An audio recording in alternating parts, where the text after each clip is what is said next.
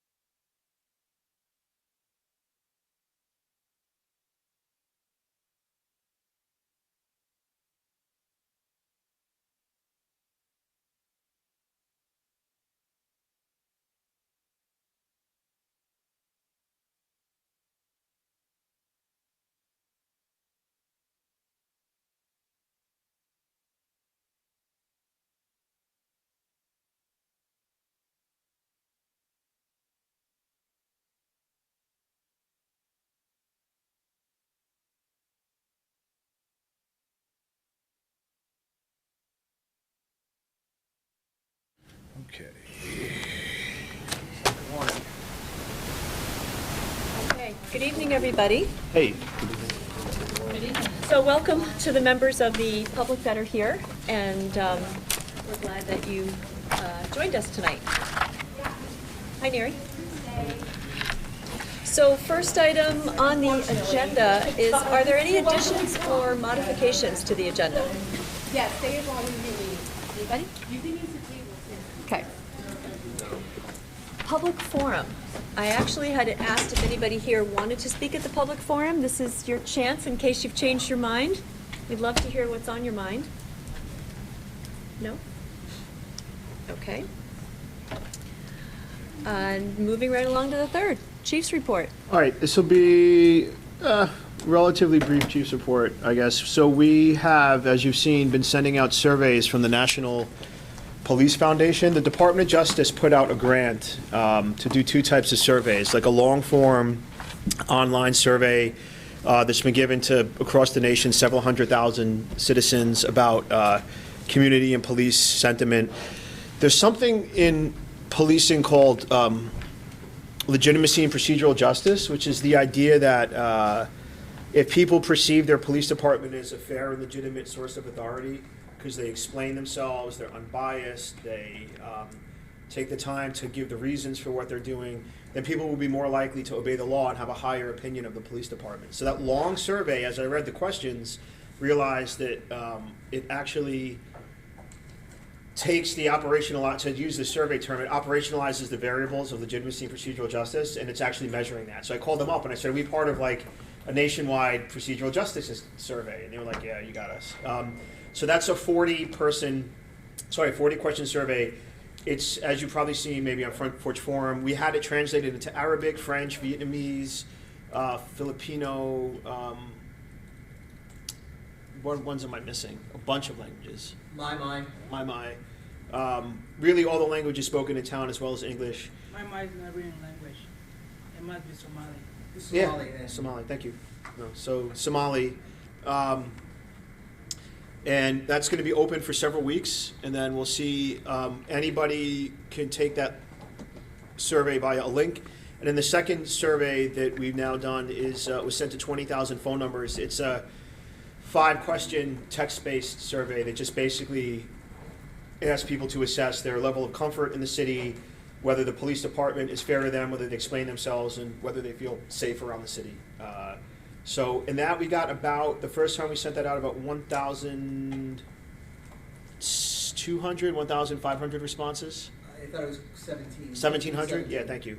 And then the second time, we just don't know yet. But even, so we'll get thousands of responses for the text-based survey. The phone numbers are any person that's had an interaction with the Burlington Police in the last few years who's given us their number. It is legal to send people a text unsolicited if you are a not-for-profit, which is the Police Foundation, or you're the government, which is us and the Department of Justice. So this is a legal way to contact people. And we worked with the city and the Police Foundation to ensure that there's no reselling or identifying. Everything's confidential, and all the information is not going beyond the Police Foundation and the Department of Justice and us. And we're not going to know who responded what answer to what survey. That'll be anonymous for us. So those are going out. They're free to the city as well. It's part of a grant that the DOJ gave out, so it's no cost to the taxpayers.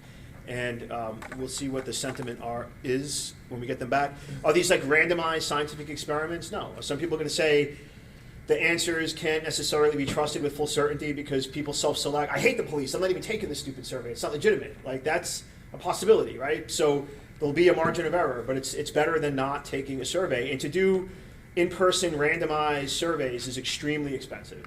So this is a good free way for us to get a decent sentiment analysis of what's going on in the city, recognizing its limits. We had 2 graduates recently from the police academy. They are beginning their field training. And the last thing I'll say is it's Laura's last meeting. So It's very sad for us. yeah, I don't know if you want to say anything about what you'll be doing next. Yeah. No, maybe I'll see you at the next meeting. Need be. And we also in the audience, if you don't mind, we have members of I presume you're in a union capacity. Yeah. If you want to, would you mind guys introducing yourselves, or yeah? Sure. I'm the new BPOA president, Tyler Renault, and this is our new grievance administrator, or Welcome, thank you for coming. Can I ask a question? I'm sorry. Yeah. Oh, go ahead, go ahead, you ask your question, and I'll see if that's the answer. I just wanted to ask a question about the survey. So, Right. so there are concerns about whether or not you're going to, right, about ways of increasing the representativeness of the Right. survey. Are you doing any kind of outreach? Are you trying to find ways to broaden the response base? So I've seen some posts in Front Porch Forum. Right. And I've seen the things which you've posted over the email distribution list that I'm on. Right. But Yeah, so two things. Number one, the text-based survey goes to not just people who were victims or witnesses, but also people we've arrested who gave a phone number. So it is going, so I just say that to say, not demographically, but it is going to people who have different opinions about the police. So the text-based survey will reach not only people who've been victimized, so they have a certain feeling about safety, or people who've been witnesses or had a good interaction, but anybody we've had contact with, including people we've cited and arrested. As far as the web-based survey, we were in contact with the AALV as well as leaders in the Vietnamese community, and we asked them to not only use any email list they have to send the link out, but they said they would put it out through community leaders over Facebook as a link too. The other thing we could do, and we probably need to get on the ball about this, is to not only post some signs in the neighborhood as well on like stores of various kinds when people see it. Although it's hard, like then they have to go and remember. There's a good QR code that you can actually use, but also do some flyering. So I'd encourage anybody. We could probably do another push on this to within their communities put it on Facebook, let folks know. But the outreach we have done is to leaders in the Vietnamese community and leaders of the ALV, and ask them to send it out over email and Facebook. yeah, I'd encourage, depending on, so I assume that there won't be a lot of efforts to do a follow-up survey immediately after this one. You'll think this is going to be sufficient to get the information that you want. Right. So it'd be kind of imperative to do this as well as possible. No, I know. You know, it'd be worthwhile to spend, I think, a little bit of energy trying to increase the. Do you have any idea? I mean, not just any ideas. I mean, so I think there might be ways of kind of increasing public knowledge of it, in addition to AALV and Vietnamese members of the community. Right. If you want to, so again, I don't know if you're getting respondents who are below the age of majority. You can get people, you can get information at schools, you can get people kind of post information at community centers, as you said, storefronts. And then if there are other people who seem like useful connections with the community, there might be people to send out with as well. Mark Hughes is not here right now, but I think he also has various ways of getting information out to people. Sure. And also, do you have like an age within this survey? An age? Yeah. No, Age anyone limit. can take. Anyone who can read the survey can take the survey. Yeah. So, but potentially a middle school kid can take the survey. Yeah. Could read it. No, that's true. I mean, if they have an opinion about the police department, it asks at the end what your age group is, so we'll get a sense of how many younger folks were taking it, and an analyst will be able to compare the sentiments of people of different ages. But yeah, if you can read, I mean, in theory, if you can't read the survey, you can take the survey. Just click the boxes. But no, anybody can take it. And they also, because they will be looking at a lot of repeat administrations from one computer address. So if there's 50 cop families taking it from one computer or 50 people taking it from a household, it'll flag it. However, there is if people want to take, but I don't want to eliminate responses of people taking it at the library at the same computer, right? So we'll see. What the analysts will probably do is just come to us with a breakdown and say, like, this many surveys came from the same IP address. What would you like us to do with that? But they have a pretty good sense of what that data means. These are professional researchers running the survey. Yeah. And so have they suggested, the people who composed the survey, have they suggested ways of increasing outreach or increasing the?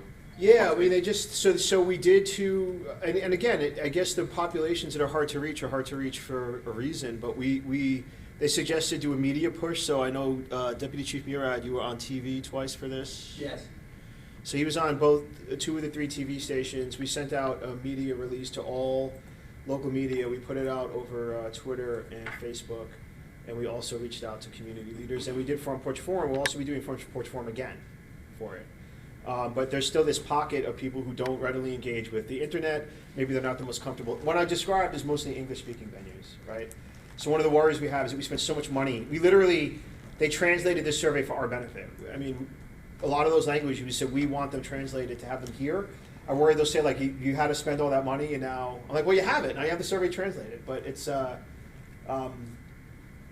was I going to say? I worry that we won't get that many respondents in perhaps French or Vietnamese or something, but we'll see. They also recommended flyering. I just worry about the sentiment of the community saying, like, why is the Burlington Police Department dumping flyers everywhere? But putting them on car windows, putting them in mailboxes. You haven't done that? I just don't, I mean, I don't know what your thoughts are, but I think we get a mixed reaction. Like, that's great, but also why are you giving us junk mail? I think we would get a mixed reaction. Yeah. I also think too, one of the best ways we all want to reach out to every community is to go through the multicultural liaison at Burlington High School, various schools, because those are the people, ultimately send out all the information to their families. That's a really good idea. Thank you. So you say go to the Burlington High School, to the multicultural liaison there, and they have a way of communicating with the families? Yes. Yeah. When do the responses close? When does the survey close? Yeah, when does the second wave of texts just went out, so Correct, that's done. correct. That only goes once. There's no, Well, went there's no twice, third right, but wave yeah. of the text. The opening for the online survey, I believe, is more than a month. I think it's good through mid-January, but I'd have to confirm that. I'd encourage another publicity push than before it closes. Just another wave of posts on Facebook, Twitter, etc. Whatever the social medias that you're using, just to remind people that It's it's another there. few weeks for the online survey, right? Yes, sir. Yeah.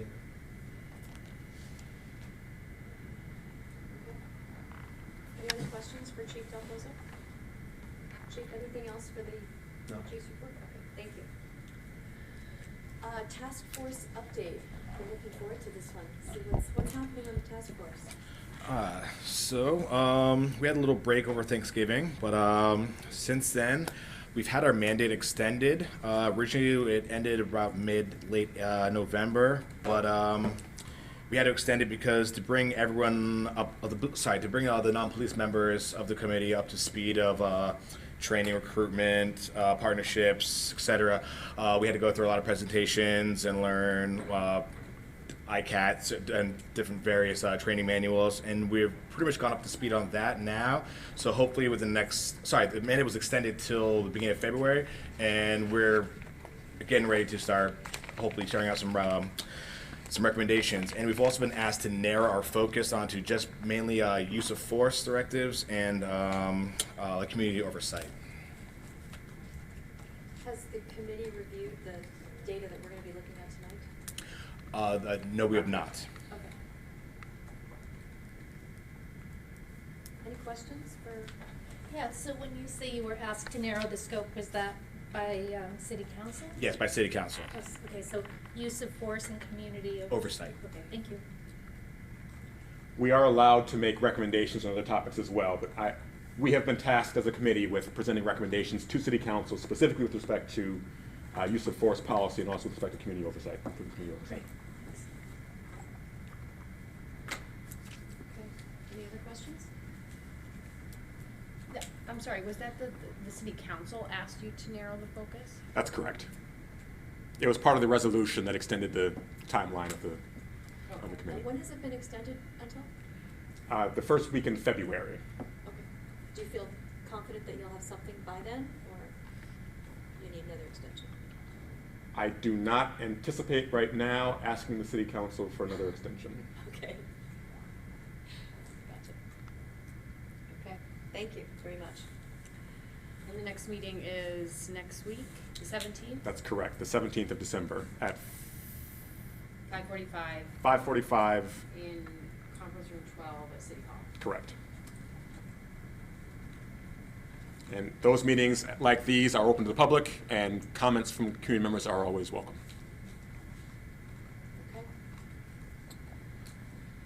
Okay. approval of directives. We have 3 directives to look at, vote on, approve. The first one is shift assignments, areas, supervisions, and notifications. Chief Murad, you're gonna talk us through this? Sure, if there are any questions. We were ready to approve them last time, and I think there was just some email issues.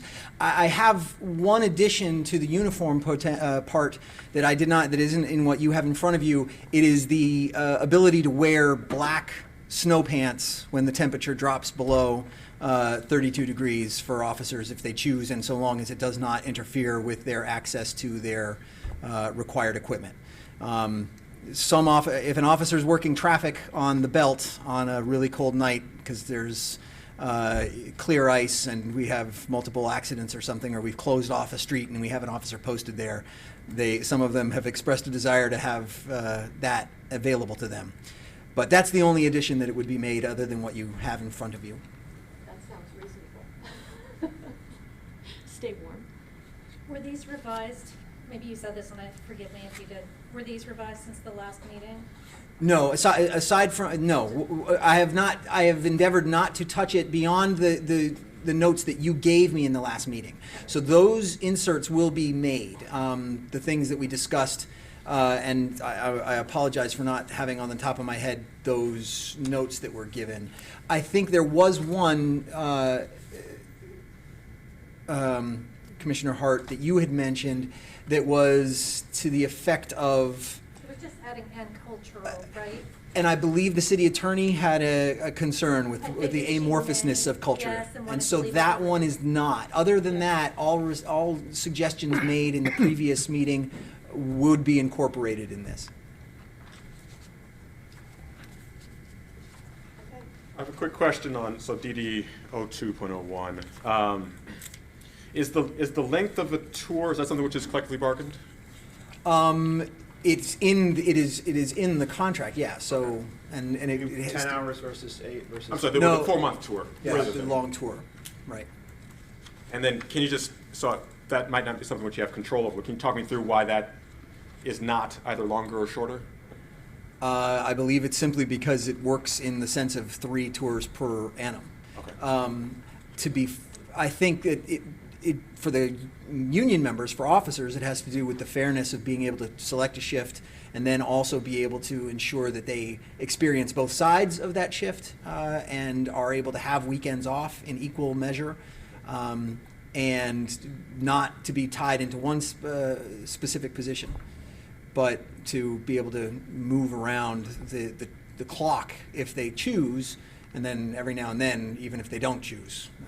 But you would think that if the tour was shortened beyond, below 3 months, below 4 months, then that would... Well, it would throw off the balance of being able to have 2 equal sides.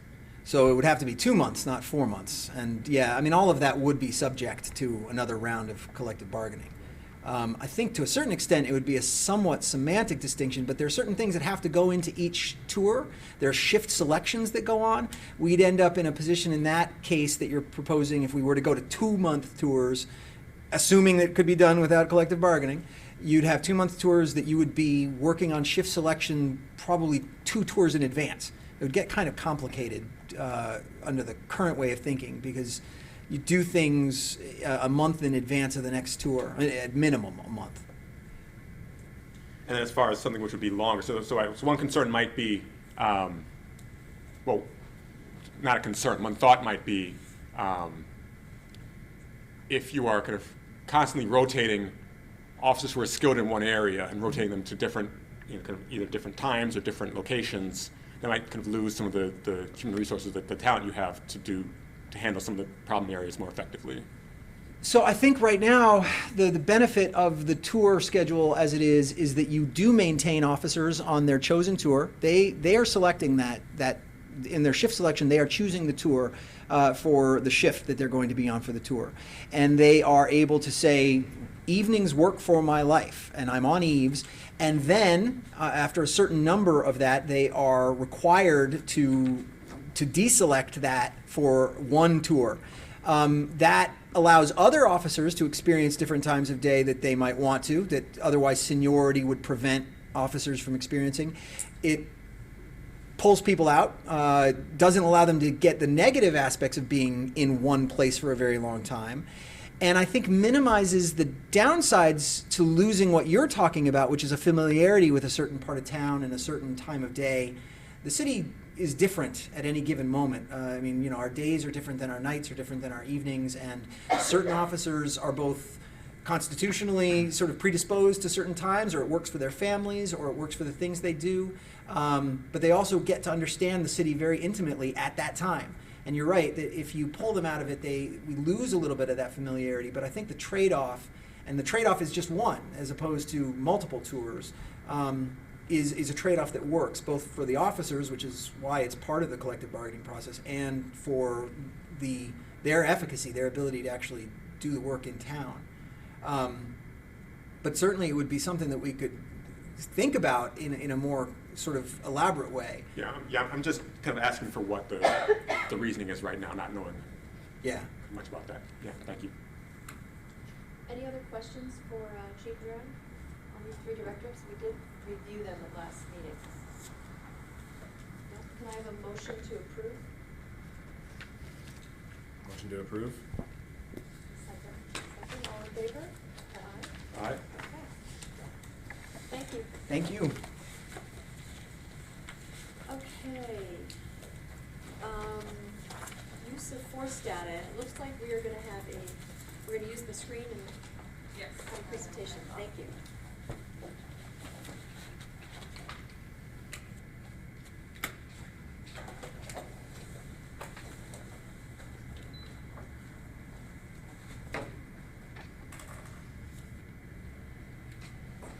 Is it just warming up? Yeah. Turned out pretty quick. We've done a rehearsal. Right? What? So we've done a rehearsal. Randall, did you get the raw data that you were looking I for? did, yes, thank you. And it's posted online too, so.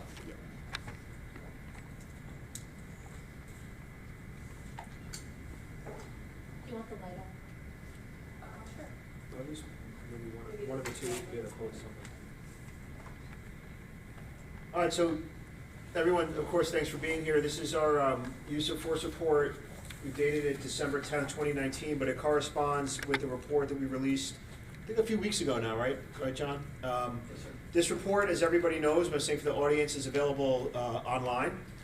The raw data that underlies the report is also available online, and it goes from 2012 through 2019. So, Sorry, just good 2018. oh, I'm sorry, through 2018, thanks. Good point. Although we do have, so that's, yeah, we'll get into it. You have a little bit of a teaser from 2019 already, you were saying. Yeah. So, yeah. By way of summary, I'll get to that, what's on the screen in a moment. So we respond to about 30,000 incidents or calls for service.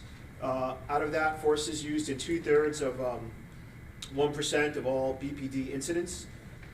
Use of force, net, our definition hasn't changed, and it's actually become more efficient to report use of force with the new reporting system. It's still fairly new.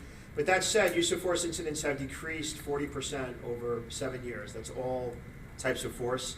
Incidents have gone down a bit, and crime has gone down a bit, but it's notable that as well, use of force incidents have gone down 40%.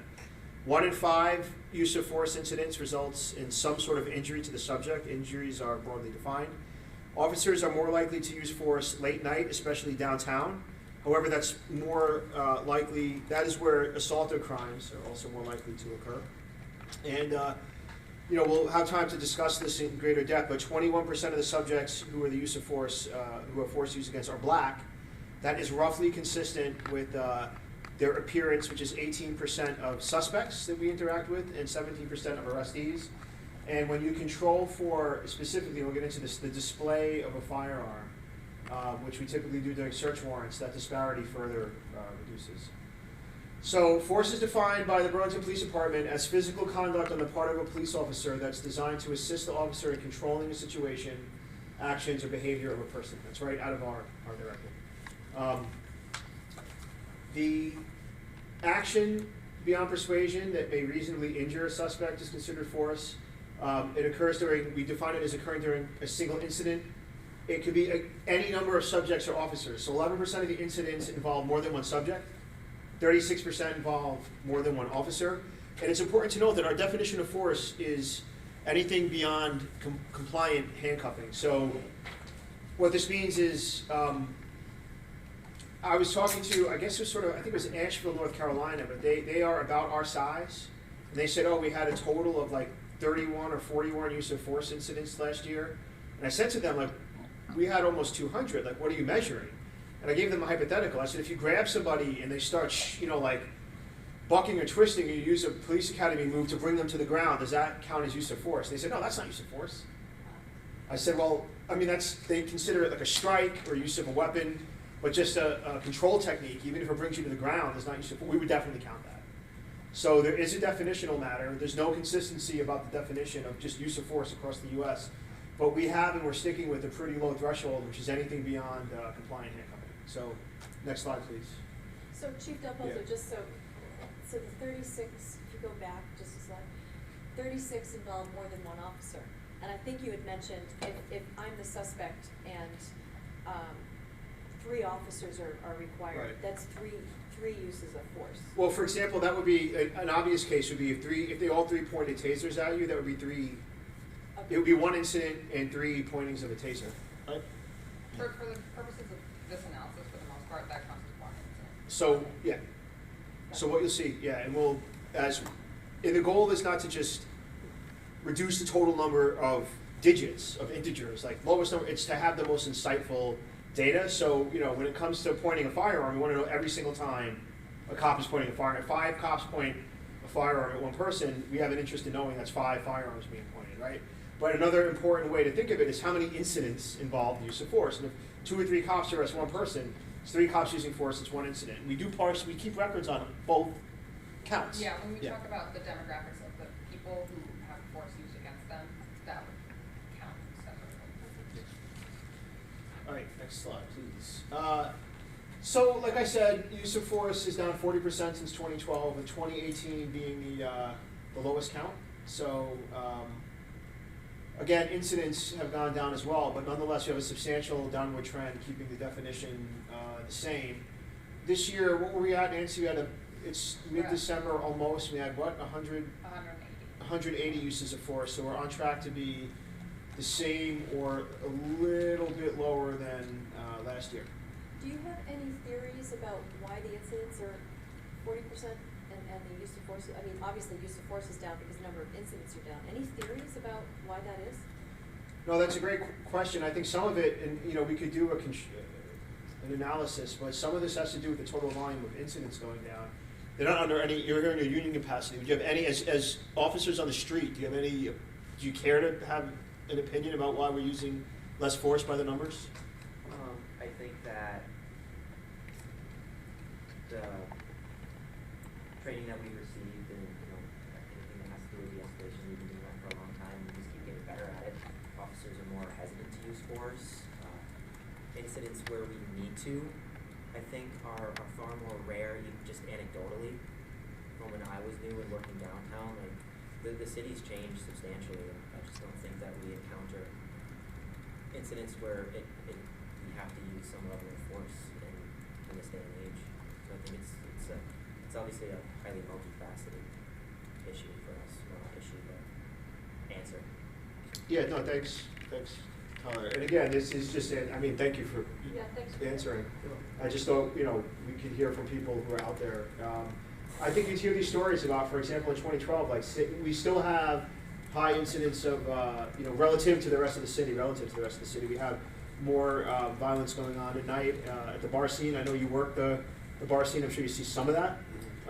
But we hear, so maybe every cop talks about the olden days, but they say that it was rowdier in the olden days. It's still rowdy now, but it was rowdier then. I don't know if that bears out your...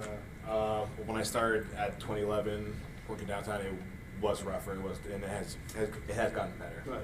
So some of it's our training. Some of it is a little bit of circumspection on officers. Some of it might be body cameras and officers knowing they'll be held to a high level of scrutiny and accountability. And some of it is, as we see from a few people here, a change in the character of the street. When did we start having police officers on foot? We've always, downtown, at bar closing, we've always had police officers on foot, even before But I got incidents here. are, okay, yeah, I guess that's where most of them are. Yeah, we emphasize, I know when I got here, I really emphasized, Chief Sherling had a lot of officers on foot, but they were on foot for short amounts of time in different parts of the city, and it was pretty self-regulated. Depending on our staffing, we make a point of trying to put out cops permanently, like for hours at a time, like City Hall Park, or North Street, or Church Street during the day. Again, staffing dependent, but that when I got here, I made a concerted effort to do that. And so there's, over this trend from 2012 through 2018, I'm just reading off the slides, folks, but there's 1,639 incidents of force, a little over 14,000 arrests, and 240,000 total incidents. So 250,000 incidents in that time. So this is just the breakdown. We break it down into physical force or weaponless, weapons used, and weapons displayed. And I think that's a logical way to break it down, because there's a type of force where you're just using your bare hands, whether it's in the form of a fist or wrestling or doing a hold, broadly construed. Weapons used, which is spraying pepper spray, deploying a taser, very rare, but firing a firearm, striking with a baton, also very, very rare. And you can see just the breakdown that of the 1,600 something incidents, predominantly, like 2/3 of them are just empty-handed force, which is again, a grip, a wrestling tactic, maybe a strike, a takedown. Weapons used 21% of the time, and weapons displayed 35% of the time. So, and again, we count weapons displaying a weapon as a force incident, even though in theory no force is used, right? It's the threat of force. Can I jump in? Yeah, please, go ahead. No, of course. Just to read these charts, these categories aren't exclusive, so any one incident could involve like all three of those categories. Yeah, that's a good point. So, and notice we left off here baton. What's the baton? Is It just hit part of it. right? I mean, rarely, if ever, do we use batons. In fact, we were debating about whether to carry them or not. The thought is, it's better to have something that you're trained in using and not use it than to not have it as an option. But it's very, very rare for officers to deploy a baton, so that's why you're not seeing it on here. It's not why we're not suppressing that data. It's not zero, though. They were used 7 times. 7 times in 6 years? So if you're looking at like 1,600 incidents, it's a total of 7, right? So weapons used. OC spray is the predominant weapon used. That's pepper spray. That's about 300 times in the 6 years. Tasers are 19% of the time, total 65 times. That's both firing the taser barbs, and also you can put the taser against a person's body and transmit the same shock. That's counting both. Firearms are 3 firearms discharges total in the last 6 years. You can remember what they were. One was the Wayne Burnett shooting, one was the Phil Brennan shooting, and what's the third one wasn't the one in Colchester. Which one? Was the third one the one in Colchester? Firearms discharge. Yeah. What's that? Yeah. Our officers were involved in a shooting in Colchester. And they came, so that was a barricaded, intoxicated suspect who emerged from this was in 2015, he emerged from his trailer threatening to kill his family, advancing on the police. He had a rifle in his hands with a scope. Turns out it was an air rifle. He was not fatally shot, but he was shot as he brandished that weapon. So those are the 3. Weapons displayed, you see the primary weapon displayed is a firearm. Most of that is search warrant executions, and a bit of it is felony arrest for robbery, or arrest on a violent felony warrant. Then again, display of taser, display of OC spray. So you can see those breakdowns. Go ahead, Nancy. This is what people are responding to, officer-wise, when they use force. So the most common thing they're responding to is active resistance. I don't know, do you guys care to, you'll do it better than me, how would you describe active resistance? Active resistance is basically anything that isn't assaulting. So, right. Resisting, not trying to hurt you, but trying to prevent their arrest. That's the thing. Like running, fleeing, like shaking your body, like flailing, right? Refuse commands is somebody who you give them a lawful order clearly one or several times, and they're not compliant with it, so there comes a point they're not following the order, and you take them and you put them to the ground, you put them in handcuffs. They're not complying, like, place your hands behind your back, and then you do it, and you put the handcuffs on, that's compliant handcuffing. Just standing there, refusing to put your hands behind your back, once the officer takes that person in hand and physically moves their hands behind their back, that becomes a use of force. So that's refuse commands. Passive resistance is something like laying on your hands, on your stomach, laying on your hands on your back, refusing to give your hands up, like crossing your arms, refusing to get out of a car. Assaultive is fighting the police. It's kicking, it's shoving, headbutting, elbowing. Escape from detention is taking off in flight. Verbalized threats is like, for example, an intoxicated person saying, "Get away from me, otherwise I'm going to do X to you." And the cops right away put their hands on as the person's getting escalated. So what's the difference between walk or run away and escape from detention? I think escape from detention is when you already have someone. Got it. You have someone hands on and they break free and run. Walk or run away is like, "Hey, you," and then they run and chase. And then 2.6% of the time it's somebody using a weapon against the police. It could be any type of weapon. It could be firearm, but most likely like some sort of blunt instrument or something like that, possibly a knife. Okay, next. Injuries. So this doesn't separate if the person sustained an injury against them through the use of force or something else that happened. Like if we encounter somebody who's in a big fight with someone and they're bleeding from the nose, and then they fight us and then we use force against them, that nose gets counted as an injury. Because we're not going to get into the business of, well, they were injured, but it wasn't because of us. Because if we use force against them and they're injured, just for the purpose of documenting it, frankly, for claims reasons and insurance reasons, we always document that they sustained an injury. So 75% of force incidents don't result in any type of injury.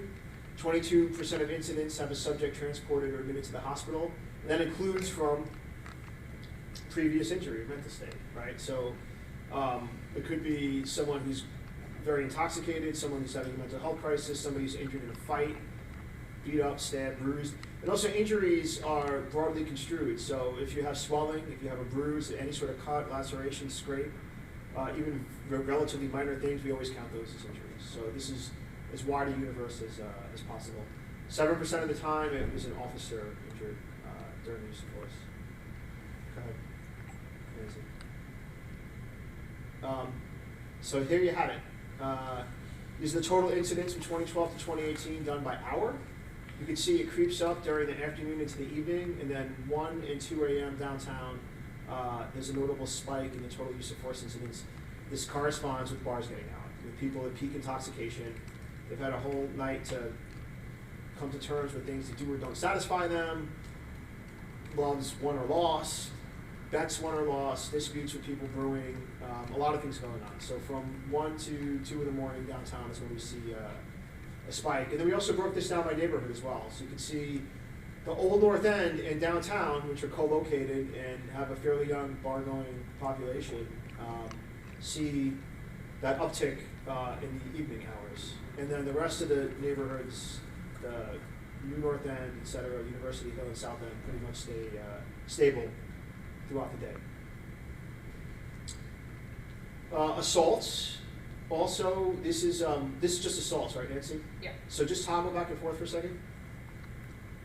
So you can see officers intervening in assaults corresponds with officers using force. It generally tracks, again, it's not a precise track, but they generally track each other. So you can see that the more officers, because one of the things that we found is officers are likely to use force when they're intervening in assaults, because they have an interest in breaking up the assault before it goes further, before anyone else gets hurt.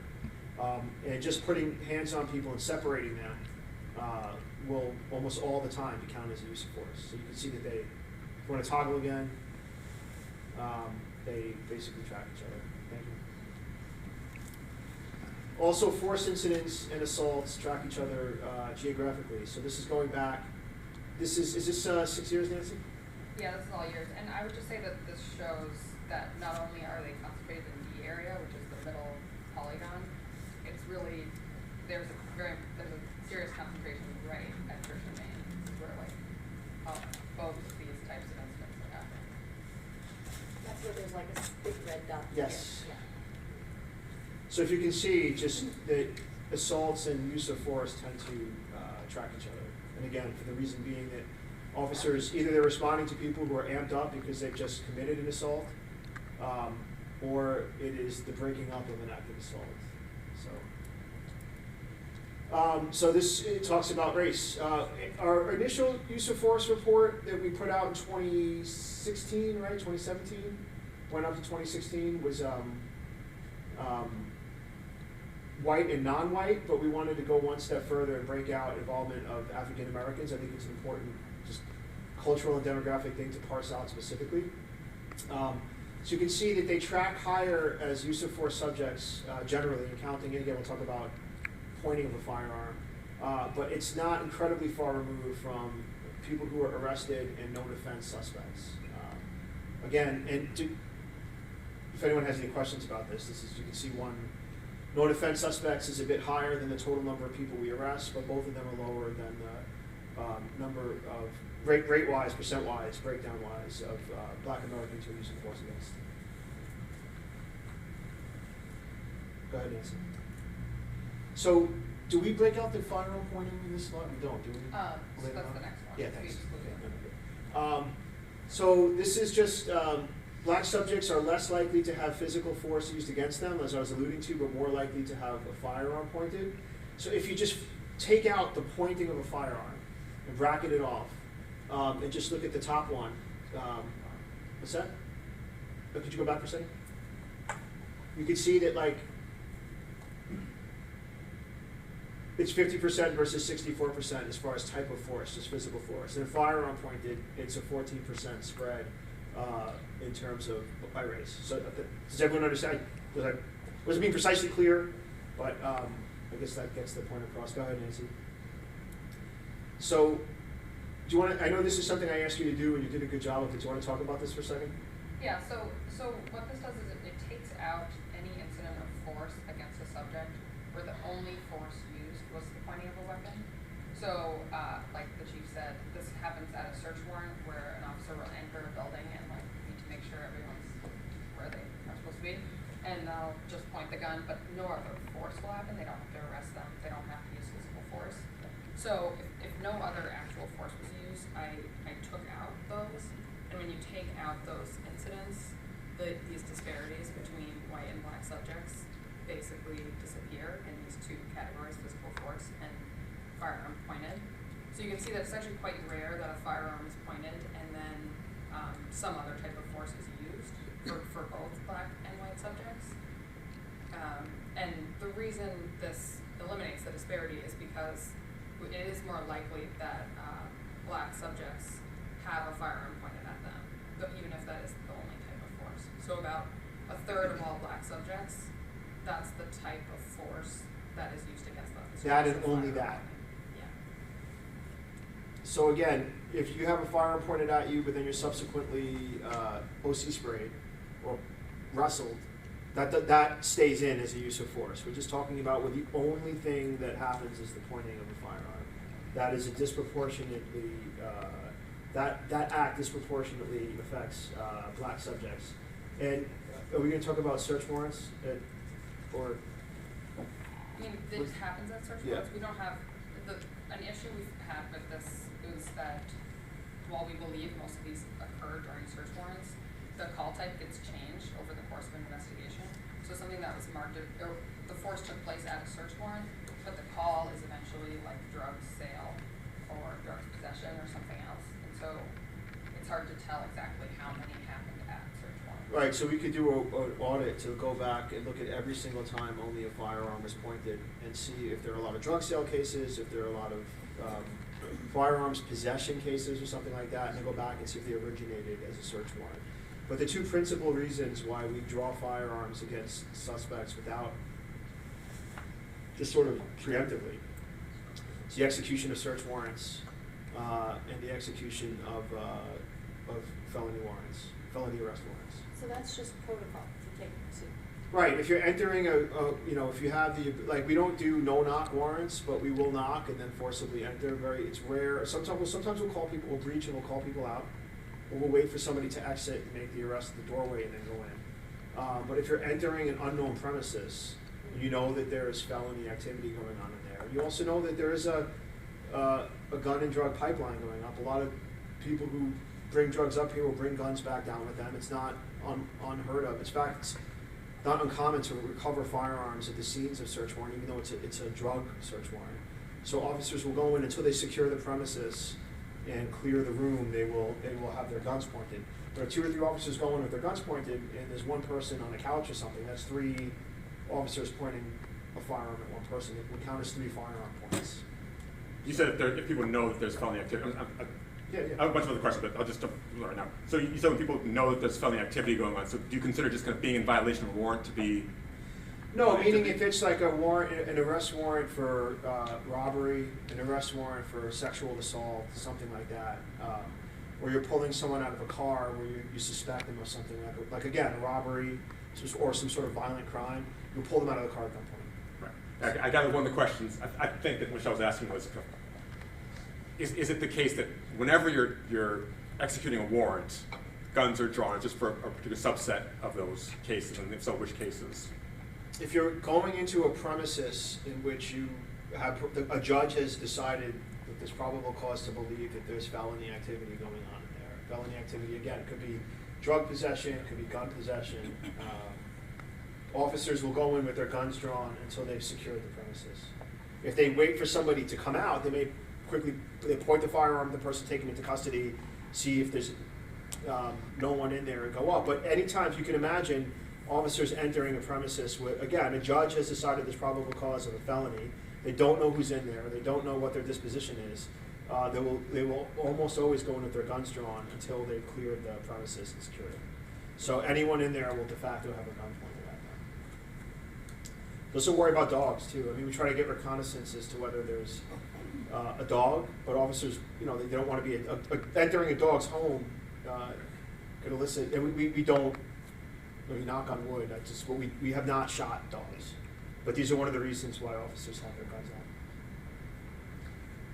Do you have an estimate of the percentage of instances of firearm displayed which are in the course of a warrant? You were saying, what would I don't mean to guess, but we were trying to put a spitball. It would be highly imprecise, but we were. If you're not comfortable guessing, also that's fine. I know that, but as you said, you can't tell it from the call type. So. Yeah, and we actually ran. It's just not. It's hard to know when a search warrant occurred during an incident. Right. Just going through an incident, so they kind of Okay. I'll follow up on that later.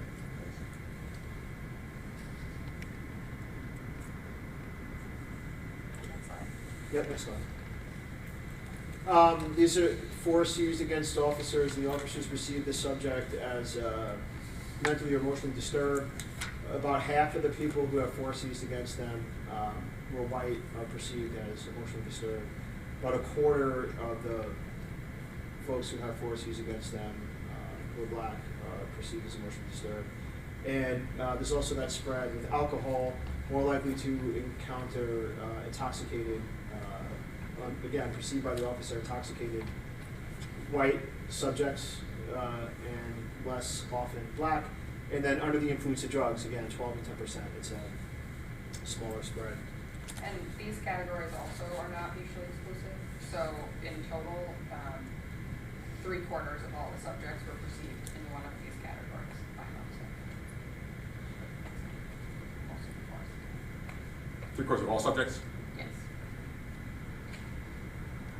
So just so I understand, the 24% is 24% of all the 24% of all the black subjects, not, okay, yes.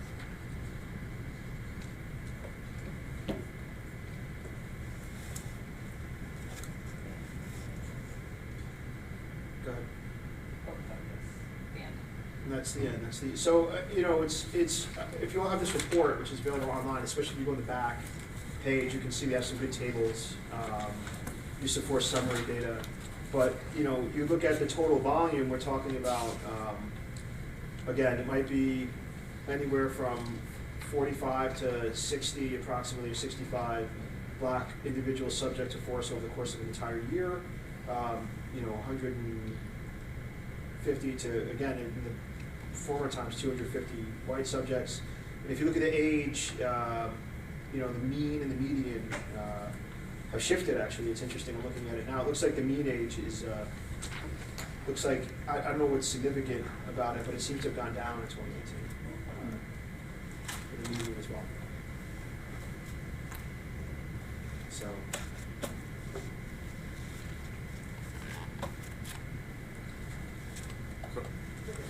I have a bunch of questions. So if you have a certain amount of time you want to spend on this, let me know. We can wrap it up. Yeah, let's spend 10, 15 minutes. Oh, listen. Yeah, let's do that. And if we YouTube the live, it's back on. Okay, so actually, I think you answered this first one already. You talked about control for display of firearms. So that's, to be clear, that was control for display of firearms by officers. Right.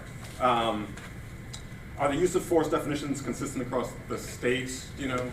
Okay, and do you know if there's any attempt to try to get some consistency in reporting? No, I mean, I know that there are lots of places that don't record use of force at all, and then places like the state police and us that do, and there's not like a uniform anything.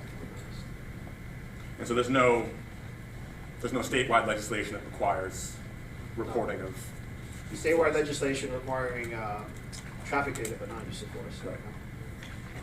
Do you know if there's been any talk about such a thing happening? Yeah, I think it's in process.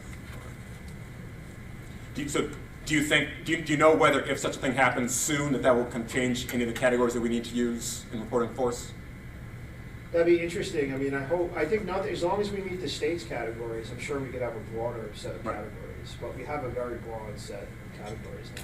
Yep. And the weapons used across the state, you know, taser, OC spray, baton, firearm are the same. But that's interesting. There could be some disagreement about what constitutes force, but I think we have a very broad definition, so we would subsume a narrower one. It's also hoping that, if you're trying to track this longitudinal data, if you need to change categories in a year or two, at least that there's some input. input. To be heterogeneous. Yeah. Right, there's some input from us about what those categories should look like at the state level. If we're already doing this, and people aren't. Is Vermont State going into this tracking? Do you know? I don't know what the Vermont State Police does, to be honest. Okay. So, in the data set that's posted online, there's no ability, whether anonymized or not, to kind of track officers longitudinally. So you can't see kind of whether or not some officers are using force more often, or whether some officers are displaying the same kinds of... We put that data together, but we don't put that the officer level data out to track. So you could anonymize that and make that available, and make the decision not to do that? I think that's possible. We'd have to combine it with other data sets. Yeah. Right. So it's hard to see just from the data set which is posted, of course, whether or not, whether it seems as whether there might be officers that are kind of using certain kinds of force in certain circumstances. I assume that you're able to track that more directly, but it might be of interest to people trying to audit the data to know whether that seems to be the case. That's something we should right. have concerns There's a about or not. particular, that's fair to say. Where there's a particular officer that's using one type of force more often than others. There's officers that are going to use force more often because they're consistently working like downtown at night. Right. Other officers work out at the airport. They will almost never use force. It is always possible for people to draw the wrong inferences from data, but that doesn't mean that you can't get that's right. the data. And so some of the categories, of course, are subjective. Also, so I'm wondering whether there's any auditing, any kind of random auditing of the data to see whether or not those judgments by the officers who are filling out use of force reports.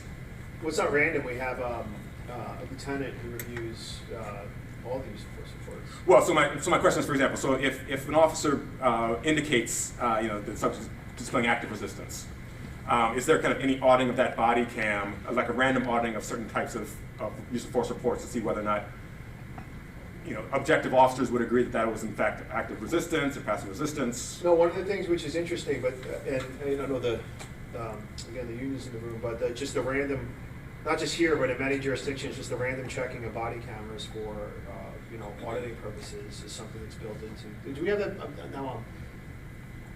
Do we have that built into our? I apologize because I should know this, but do we have that built into our contract? You know this. It is built into the contract. However, when the use of force team, who are instructors in use of force, review those, they review every single incident. And if they have any questions, then they review the body camera. And if there's an issue, they bring it to our attention. If it's just a matter of the officer potentially just needs to write a better report to make it more understandable as to the reasons why or how they responded to that resistance, then they'll make sure that there's education in regards to that. But every report is reviewed. I'm not saying that every body camera video is reviewed by that team. They review it if there's a question about, if they have a question about what the narrative looks like, and if they can picture it in their head, and they understand the terminology that they're using, then, and it doesn't look like a red flag, then they'll move on to the next one. Right, so just to be clear, right, so my main question is just whether or not certain behaviors might get flagged as active resistance when other people might think that it's passive resistance, or might think that, right, or other people might think that there's passive resistance going on, some might think there's no resistance going on, and if that might be something which is kind of disproportionately assigned to people of particular backgrounds, whether there's any auditing, kind of random auditing of those use of force reports to see whether those subjective assessments of what level of resistance is given are agreed by everybody. I mean, I did like pick out a random assortment of historical data to look over and sort of see what the reports were like, and I did find that there was some like overlap between those categories of resistance. By reading the narratives between multiple incidents, and there were two different types of physical force that officers were using in the same way. Different officers called it one thing, and they were talking about the same action. So I did go back and look through to try to figure out like how the fields were being used by the officers, and I think that's a valid concern about. Right. And there's going to be no way to clean that up entirely, of course. I mean, right. But right, so because there might be concerns that some behavior would be flagged as kind of requiring a use of force for some suspects, for some subjects, but not for others. And if that seems to be tracking certain demographic categories, that'd be something that would be. I think not the more interesting question, like that is an interesting question, but another thing to think about is what are called pre-assaultive cues, because officers can be attuned to those cues or not. So like pulling up your sleeves, posturing yourself a certain way. An officer can see one person do that and conclude that person's about to assault me, and then see another person do the same thing and just not assign the same danger, maybe because of the context, or maybe because, like you alluded to, bias, but all of that is I think that's another interesting factor that goes into this. Yeah, and that's also something that would be helpful to try to see, but it's going to be hard to get that out of the data set that we have. And so you don't have anything about, there's no category for displaying of kind of potential use of force for weaponless tactics, right? So kind of, for officers, I mean, kind of no raising of hands or no kind of squaring up in a confrontational way. You have things kind of displaying taser, displaying firearm. Issuing verbal commands. I'm sorry, go ahead. Yeah, there's verbal commands, which I don't think was included. But also, if an officer, like, doesn't rise to the level of force, like, I don't think they're required to report that they, squared up against the subject. Right.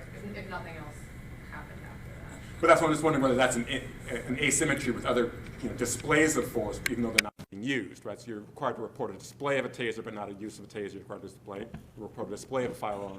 I'm wondering whether it's, again, I mean, obviously it's harder to assess whether or not someone's actually displaying, physical force, but it would be something worth. It's an asymmetry in the way the data is being collected right now. It might be worth thinking about. So obviously, I don't want to go through any of the individual instances here. I mean, obviously the case would be difficult, but. So the suggestion was a lot of the instances where you have a kind of display of a firearm might be used in executing a warrant. So some of the lines where you don't have any report of any kind of resistance by the subject, you still have a kind of display of firearm. The category, the call type might be something like suspicious event. So I'm wondering for cases like that, where you kind of have no behavior indicated by the subject in the data set that we have. You have a display of firearm, the call type is suspicious event. is that the sort of thing that would kind of raise concern about that display of firearm in general, or no? Yeah, I mean, some of the suspicious events might be like an open door to a commercial establishment, and there's someone in there and they have cause to be there, but they're called out at gunpoint because there could be a burglary in progress. I'm thinking of an incident that happened where a person like had to break into his own recording studio on Pine Street to get his house keys because he left them in there, and he was seen going through people call the police because he was seen going through the upper window. Like a person like that would get called in as it might get flagged as categorized as a suspicious event. Someone might call and say there's someone lurking who I don't know in the alleyway. An officer might have a firearm. I mean, those are broadly construed. Those are instances where you'd have a valid reason to point a firearm at someone. But I could see what you're saying. If you just point one and you're looking for a catch-all categorization, it could be a suspicious event, right? Yeah, right, exactly. I didn't get a chance to actually run the numbers yet because it's finals week. But it certainly did seem, just from kind of a quick run through of some of the entries, that in some of these cases, I mean, as you noted, the use of kind of display of firearm is more prevalent against African Americans than it is against other subjects, and as I said, it's hard for me to tell how many of those cases were, involved in a warrant, just from the categories that you have. But it seems like some of them would be less likely to be involved with the execution of a warrant for things like suspicious events, right? So it seems like, I mean, again, I don't know if that would be a category that would be involved with a warrant or not. Suspicious event? No, probably not. Yeah. So I'm just kind of wondering whether, so if instances like that seem to be disproportionately directed towards, younger black subjects, and particularly younger black males, I'm wondering whether there's kind of some way of seeing whether or not all of those instances are actually instances of good. Like I said, and I don't want to second guess any individual incident right now, but. Oh, right. I mean, because there's a relatively small number still, so it should be possible to take a look at that. I mean, I see what you're saying. Yeah. I mean, essentially what I'm wondering is whether there are kind of some categories, and this is something that can be gamed, but there are some categories that might appear in the data where you might say this is something which merits some kind of additional look at this particular use of force, right? Whether it's kind of a case where a firearm display, but there's no resistance reported by the subject, or whether it's a case where, I assume that there are some cases that kind of merit automatic review, like a firearm being fired, but there might be other things that might merit some kind of secondary review, just from things kind of popping up in the way that the use of force report is generated. It would be interesting to just do close reviews on firearm pointing in general. I mean, I would think that would be a good thing, because I understand the reason to kind of screen those off from other uses of force cases, but I also wouldn't want to minimize, there's a reason why you collect it, which is a good reason, right? I mean, you don't want to entirely kind of minimize the impact of firearms being pointed in the execution of arrests, or even in cases where there are no arrests being done. Does anybody else have any questions for the law? Gary? You good? Anything else that you, So I was just wondering whether kind of, like I said, I can follow up on kind of which call types are more or less likely associated with the execution of warrants. But I'd like to follow up on kind of which of the instances of guns being drawn are in execution of warrants and which are not, if possible. I think those are my questions right now. Like I said, I might follow up with further questions when I actually have a chance to After you grade run. all the papers. After I grade all the papers, and after I have a chance to go through the Fair report. enough. Yeah. I just want to add, I keep coming back to, it's so statistically significant how many fewer incidents we have from 2012 to present. We're on a path, we're on a trajectory of fewer and fewer incidents and less use of force. I don't know what that is, but appreciative inquiry would tell us, like, let's do more of it. Whatever it is as a city, I don't know what that is. Some of it is lower crime. And for example, burglaries, we had a real significant reduction over the years since I've gotten here. We've had fewer robberies. I think we do really good detective work. Some of it is also, for example, we don't respond to as many theft of service, not theft of service, retail theft and incidents as we used to. We also don't issue as many municipal tickets. So some of it is fewer people calling us because they feel it's fruitless. Some of it is people, officers writing fewer tickets, and some of it is genuine reductions in crime and disorder. So it's a mix of both. I just say really quick, I just want to be clear. Sorry, so I'm certainly very open to the possibility that, not only are kind of use of force incidents going down, but that all of the instances where officers are using force are completely kind of reasonable and justified. So anyway, I'm not trying to suggest that that's not the case at all. Obviously, what I want to make sure is just that, that we're kind of looking at the data as fully as we can in order to make sure that there aren't kind of instances where some types of policing tactics are being used against some subjects, even though they are not, even though there are better ways to handle some of those cases. I mean, you could say that, for example, an officer might draw or point a weapon, not just a firearm, but draw or point a weapon at someone who showed no signs. It was not a felony situation, not a violent situation, showed no signs of being about to attack. The officer points the weapon, there's no other force used. Everything ends, in that sense, peacefully. But other officers might say, no, I just wouldn't have handled it that way. We're loath to just second guess the individual officer's mental state, but I think that that's right. Like, just having a weapon pointed at you is a traumatizing thing, and it adds an element of danger, and it also speaks to the mental state of the officer, so we need to understand what's going on there. And so at one level, like, to be candid, we're far ahead of the state. I'm just saying, in doing any of this at all. But what you're saying is very reasonable, I believe. But it's a small enough end, and there's enough clarity that we can get even more insight, right? And then I would love there to be just like statewide legislation. Right, and like I said, I don't want to just focus on the firearm display cases, but I think those are an easy one to say. It's because the end is small enough, and because but they're critical. Because they're important, and because they're also kind of disproportionately employed. It's worth seeing what might be driving some of that. But there are disparities all through the data, obviously, and so some of that's just going to be with response to what the call type is, et cetera.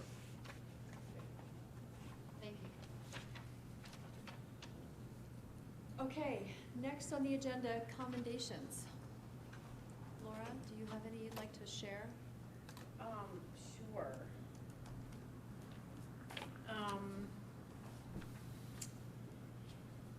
They did go all to all of you, but it is always nice to share a few. One was circulated internally. Often, at least I've seen more of this, supervisors trying to make sure that they document the good work of officers. And so it goes in their personnel file, performance file, but also to you guys. This was from a recently promoted Sergeant Michael Bellevue, who said he wanted to notify the command staff of Officer Ye's excellent response to an out-of-control juvenile that had armed himself with a large stick, sharpened at one end. He was present on the call and observed Officer Ye successfully de-escalate a volatile situation with no assistance.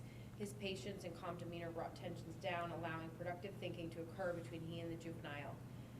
Though at times the juvenile began to escalate during their almost hour-long conversation, Officer Ye was always able to bring the child's energy back down. I think the person most impressed on this call besides me was a child's foster mom, who stated multiple times how surprised she was that he was able to calm the juvenile. Typically, no one is able to do so. She expressed her gratitude multiple times and reiterated her confidence in his ability to handle the situation. It's exactly the type of de-escalation efforts we would use to deal with hostile situations.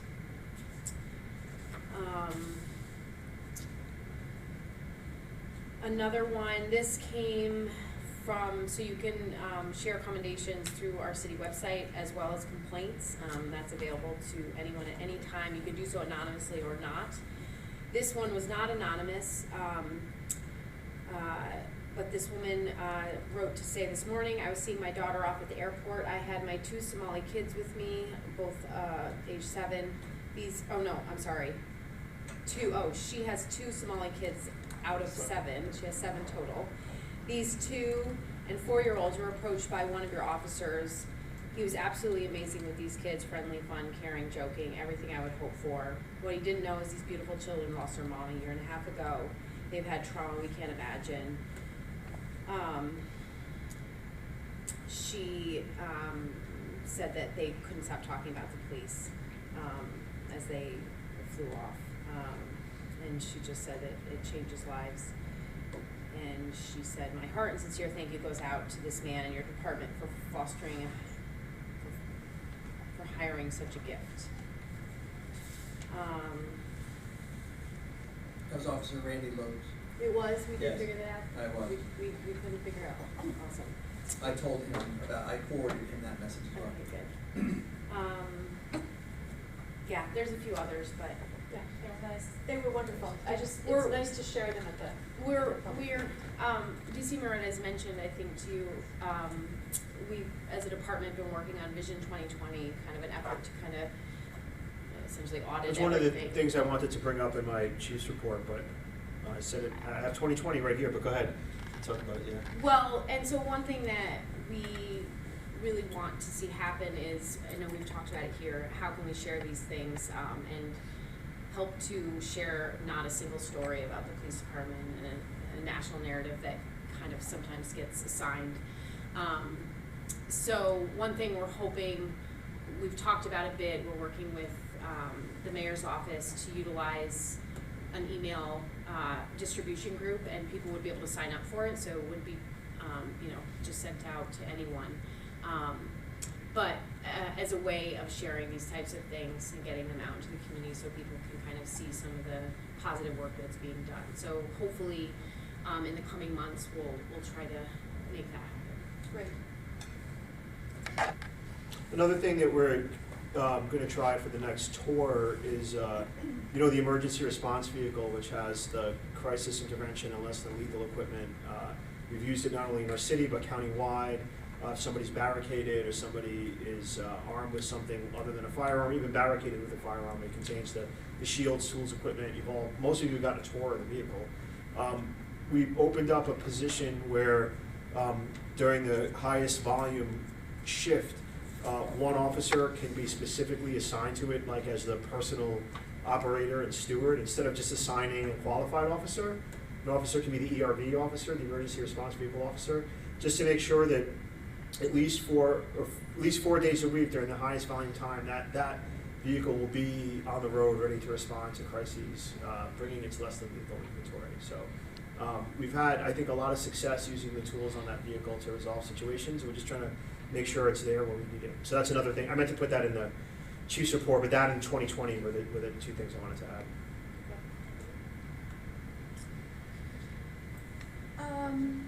Commissioner updates, comments? Anybody have anything they'd like to share? I do, although before I do that, I just wanted to kind of just really quickly just second my, obviously we don't have all the information about the situation behind the commendations, but I was kind of very cheered by the commendations that I saw in the batch this month, and I thought it was kind of exactly the sort of thing that we want officers doing, and so I just think that's worth pointing out. As far as updates, and this is something for a future meeting, I think. It was brought to my attention today that there was a complaint, a concern raised by a member of the community about concerns about the chief of police, about Del Pozo, essentially harassing him online or at his workplace. He made this post both kind of on a blog post and also on Twitter. And so I think there are some questions there that would kind of need to be resolved, but because this person kind of raised this concern, I want to make sure that it was pointed out that something that the commission should be at least kind of figuring out what, the extent to which the community member has concerns and why those concerns might be raised and what to do about that. So,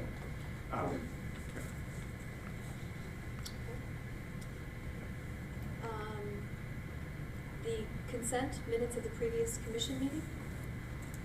Does anybody have any changes to that? If not, we can move to approve them. I move to approve. Second? Second. Okay, all in favor? Aye. Okay. next meeting agenda items.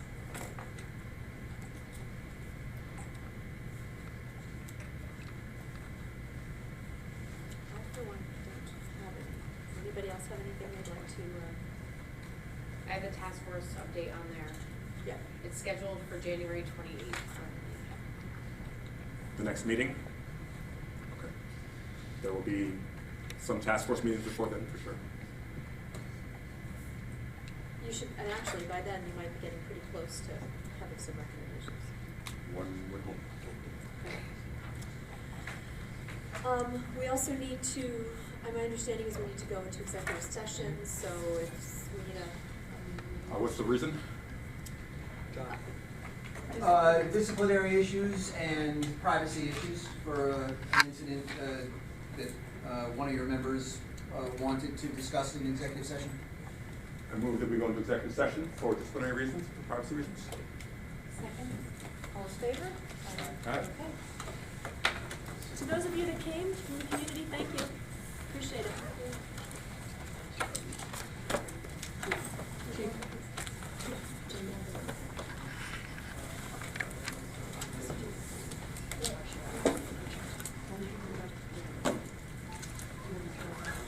Jim, are we off?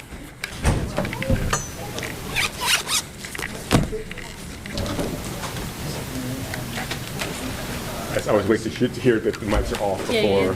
Yeah.